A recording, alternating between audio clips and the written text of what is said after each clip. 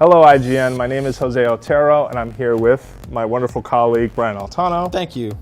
And we're going to talk a bit about today's Nintendo Direct, or more importantly, the most important news to come out of Nintendo Direct today, which was finally a step towards unified accounts. Brian, so give them a bit of... I like that you said step, because it's not there. You read on the site and you hear in the news, it's a unified account system, and you think we're almost there, right? Mm-hmm. So that in your brain, it pops in, hey, if I buy a game on 3DS, that means I can play it on my Wii U. If I buy a game on Wii U, I can play it on the 3DS. Not the case. Not yet.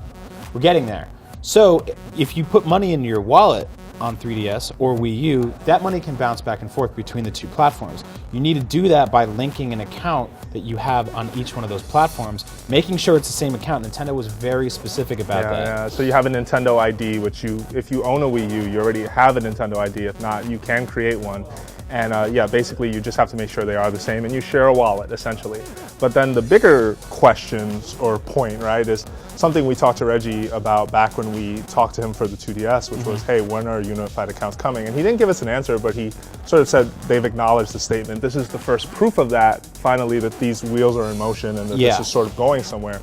But what would you really cross-play on these two systems? I mean, there's only one thing, right? So that's the thing, right? I mean, when you look at something like the PlayStation Network, when you have the Vita and the PS3 and the PS4, there are games that kind of bounce between those systems.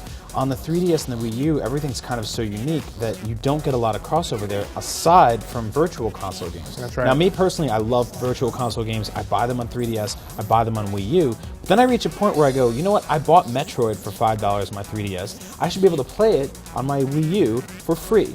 And I still can't. I can take that $5 and use it to decide whether I want to buy it on 3DS or Wii U, but that doesn't really help me as a consumer who wants to play my old school virtual console games everywhere.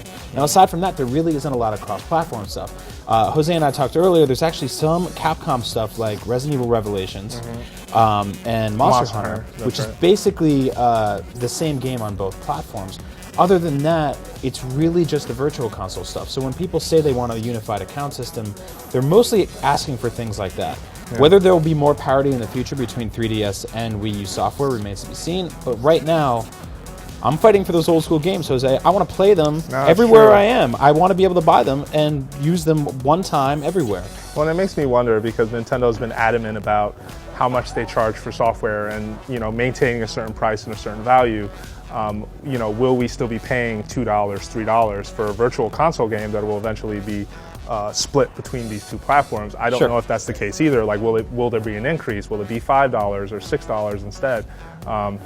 All of this is just in the future, but the important thing is this was the big first step. And it's not really a huge step, but it's a small step, and it's the one they needed to take, along with Miiverse finally coming on 3DS as well. Now, we don't know what a date is for this system update, but as soon as we do know, you will see it on IGN. So for more Nintendo coverage, including all the news that went down today on Nintendo Direct, make sure you stay right here at IGN.